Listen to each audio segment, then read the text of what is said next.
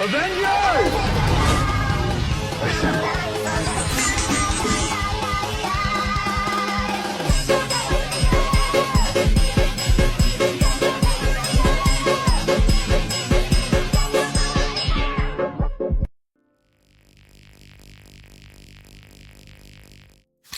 Halo semuanya, di video kali ini kami akan membahas salah satu fitur penting yang ada pada sistem IP-PBX, yaitu Voice Messaging.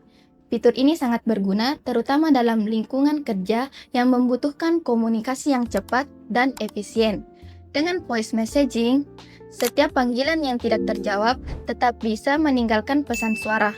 Di video ini, kita akan melihat apa itu voice messaging, bagaimana cara kerjanya, serta kenapa fitur ini sangat membantu perusahaan dalam menjaga layanannya tetap profesional. Voice messaging pada IT PBX adalah layanan yang memungkinkan pengguna untuk mengirimkan pesan suara ketika panggilan sedang tidak dijawab.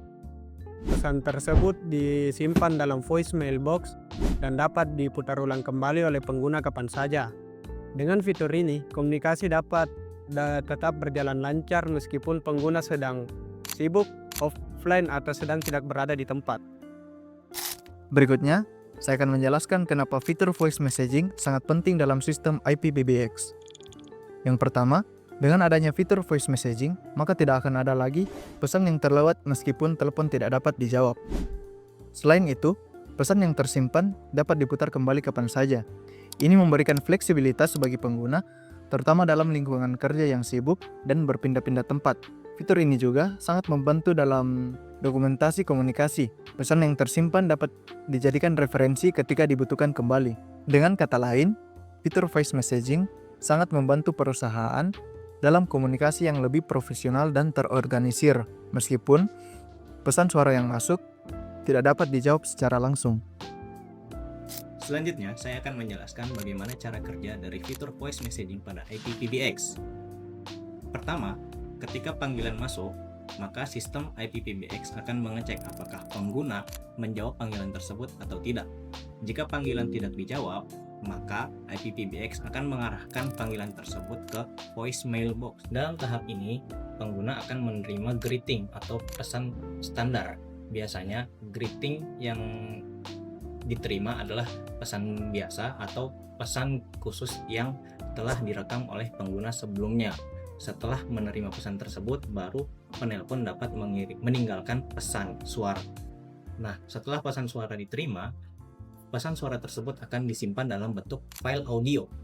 Setelah file audio tersebut disimpan, maka pengguna akan menerima notifikasi melalui telepon IP, softphone, email, atau dashboard PBX sesuai dengan pengaturan yang telah ditentukan. Pengguna kemudian dapat mendengarkan pesan tersebut, menyimpannya bila penting, dan menghapusnya apabila telah diproses. Dalam voice messaging terdapat dua jenis pesan, yaitu pesan individu atau pesan yang ditinggalkan untuk satu pengguna yang tidak menjawab telepon. Yang kedua adalah broadcast message atau pesan yang ditinggalkan untuk beberapa pengguna sekaligus. Biasanya ini digunakan untuk keperluan pemberitahuan atau pengumuman umum dalam internal perusahaan.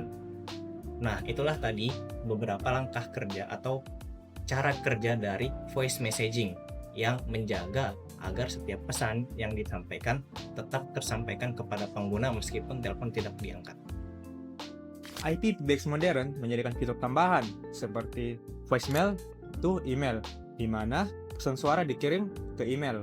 Custom greeting, pengguna bisa merekam sapaan secara mandiri.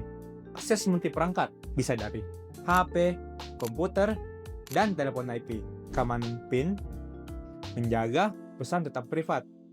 Dengan voice messaging, perusahaan bisa memastikan pesan tersampaikan tanpa harus menjawab semua panggilan secara langsung. Oke, mungkin itu saja dari kelompok kami. Sekian, wassalamualaikum warahmatullahi wabarakatuh.